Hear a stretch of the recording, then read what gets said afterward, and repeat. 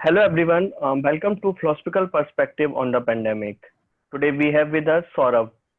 Thank you Saurabh for joining us. Thank you, Prashant, for inviting me, first of all.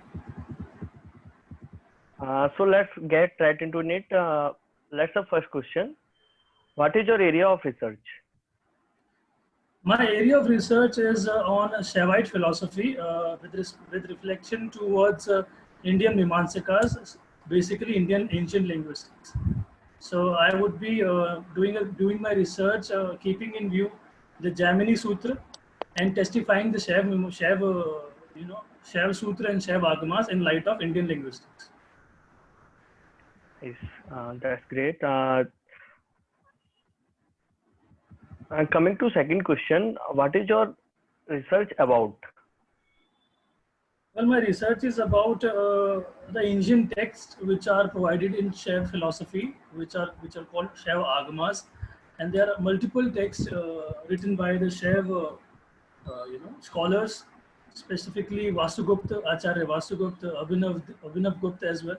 So they have written some beautiful text on metaphysics, on essence, and on existential roles of Shiv and Shakti, that are the two transcendental and eminent transcendental and immanent aspect of reality. So they have, they have given a very beautiful and a very interesting perspective.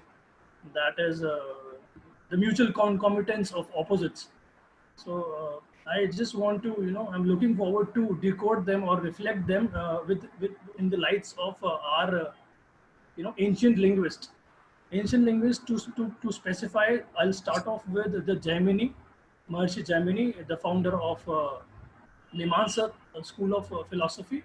Post that, I also look into the Prabhakar Mishra perspective and Kumaral Bhatt as well. Later on, if I get enough time and if I get enough resources, I'll also want to get into the Vyakaran part that has been propounded by grammarians, specifically Bhartrihari. So that is also an interesting perspective that will give my research that will give my research a multi-dimensional attribute. So I'll definitely would want to look to that aspect. That sounds really interesting. So moving to next question. Has philosophy helped you during the pandemic and in what way? Philosophy, yeah. Well, philosophy is the only thing which has helped us, to be very honest. But I'll be very specific that which philosophy has helped me. I would say Oriental philosophy has really helped me, because the Western philosophy have always given me the the inquisitiveness, and they always help me to raise questions and to ask questions. But when it comes to Oriental philosophy, specifically Buddhist philosophy, yoga philosophy, and some part of Japanese philosophy as well. So they have given a very beautiful, explanation and elaboration of how the things are working and how the things are connected.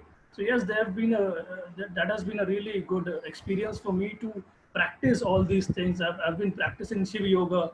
I've been practicing Vipassana breathing techniques. So that has given me immense pleasure and immense, a clarity, a mental clarity to how to project my world, how to be in balance with my mind, my body, and my surroundings. So exactly, if that has to be considered as philosophy, philosophy has helped me, transforming myself in this pandemic session, I would say. Uh, that's interesting. So my last question, how can you look at the pandemic from the viewpoint of your research? From the viewpoint of my research, okay. So see, the very essence or the very, I would say the focal point of this pandemic is we don't know the source of it, right? We do not know the source, and we even do not know the nature and how to control it till now. There has been proposition that this has been done and you do this and you do that, but the whole point is it is still a domain which is unknown to us. Similar to philosophy, we are also walking towards unknown. We are trying our best, whatever knowledge we have, and we are projecting the lights towards the darkness. which is a philosophy of Shiv and Shakti. Shakti is everything which has been manifested in the world as a form of reality, and Shiv is everything which is nothing, which is darkness. So we are in the role of Shakti and projecting towards, you know, emitting our lights, emitting our vibrating lights towards the darkness. And somewhere we all are in that situation because we don't know where to go, what to do. So all of us are, relying upon our own knowledge, our own cultural roots, on our traditions, on our values, to find a way or to carve a path in this, in this in this age of pandemic, or in this times of pandemic. So I would say my research is includes texts like well, sorry, include texts like your Tantra Lok and Spandakarika. They talk about that everything in this world is vibration, and that is in the form of Shakti. That's a feminine energy, and it is vibrating.